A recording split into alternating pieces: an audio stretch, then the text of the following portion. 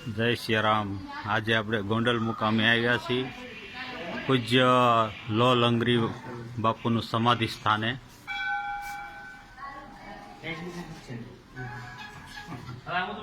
જય સિયારામ। આપ જોઈ શકો છો આ પૌરાણિક મૂર્તિઓ જ્યાં પૂજ્ય લો લંગરી બાપુ જે ઠાકરની પૂજાઓ કરતા હતા તે મૂર્તિઓ છે, આપ જોઈ શકો છો।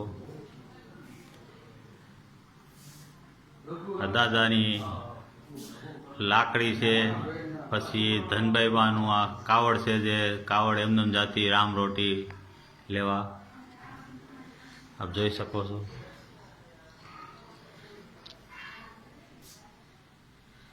જય સિયારામ। જય સિયારામ। હાલ આપણે અહીંયા તેમના પૂર્વજો જે રહે છે ધર્મદાસ બાપુ, તેમની પાસે આ ઇતિહાસ જાણીએ। બાપુ જરાક આ લોહંગીરી બાપુનો ઇતિહાસ તમે જણાવશો। જય સિયારામ। જય સિયારામ।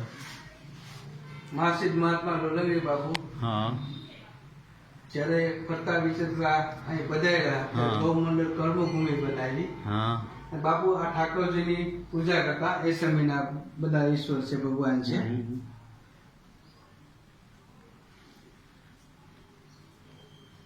પછી બાપુના જે શિષ્ય હતા ધનભાઈ માતા, હા એમની કાવડ છે।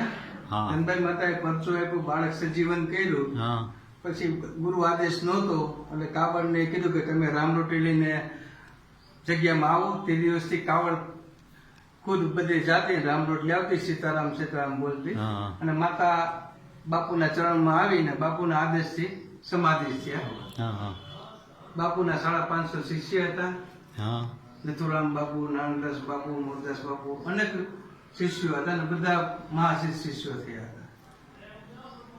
સરસ। હાલ આ જે મૂર્તિઓ રહી એ વખતની છે ને, આજે ઠાકરની। નીચે છે ઠાકોરજી, આ બધી જૂની મૂર્તિ, હા આ એક સમયની બધી મૂર્તિ છે। હા અને બીજું કે આજે પૂજ્ય મોરારી બાપુએ અચાનક બાપુને કથા આપી દીધી, તો તમને કેવો આનંદ છે?